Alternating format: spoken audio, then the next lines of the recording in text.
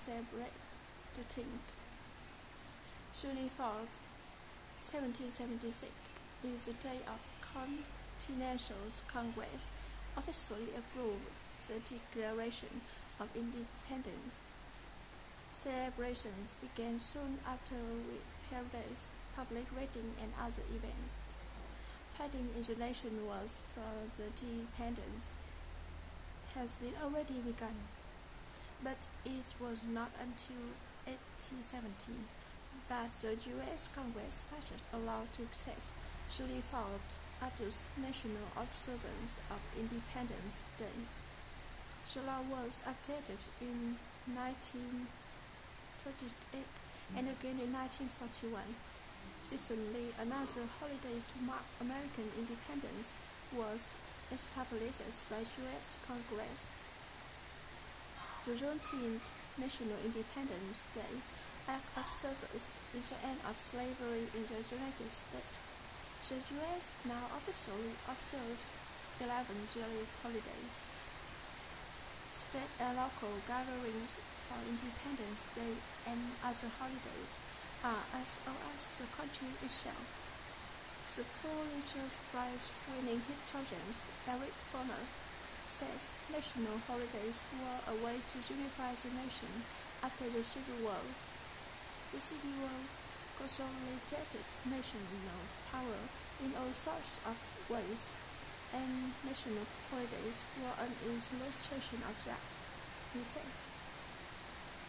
Some observers point out that Independence Day has been caught up in the country's divisions from a very early time. In the 1780s and 1790s, two political sides argued whoever should get credit for writing the Declaration of Independence. The document famously declares that all men are created equal.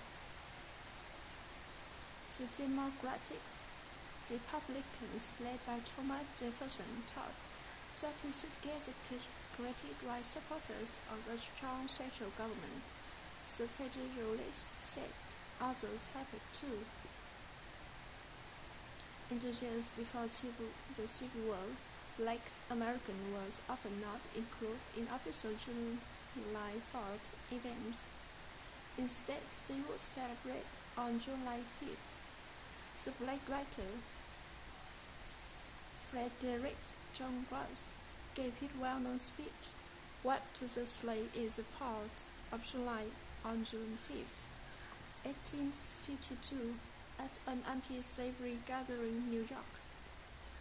There is discussion on the U.S. about whether it is right to observe July 4th as Independence Day. The debate involves questions about the country's beginnings and the idea expressed in the Declaration of Independence. Some say the meaning of July 4th continues to change over time. They note that Franklin Roosevelt and George Bush were among the presidents who honored the military in Independence Day speeches. Last year, former President Donald Trump gave a speech at Mount Rushmore in the state of South Dakota. At the time, the coronavirus health crisis was intensifying, but there also were protests across the country. The Mount Rushmore memorials include huge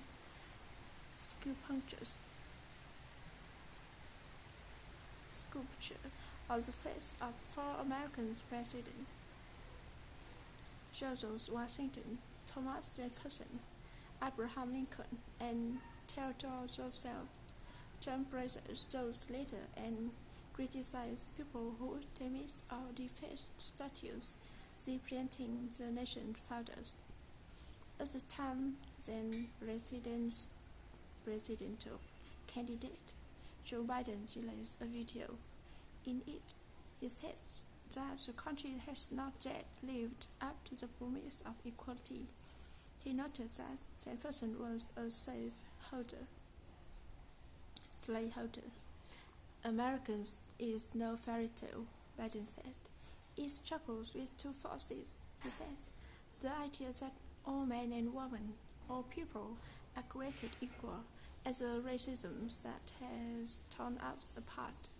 I'm Matthew Reader Jordan.